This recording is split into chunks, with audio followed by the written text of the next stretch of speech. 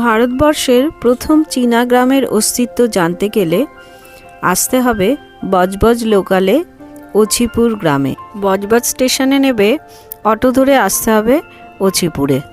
1800 শতকের শেষ দিকে টং আচেউ নামে এক চীনা ব্যবসায়ী এখানে এসেছিলেন ব্যবসা করতে।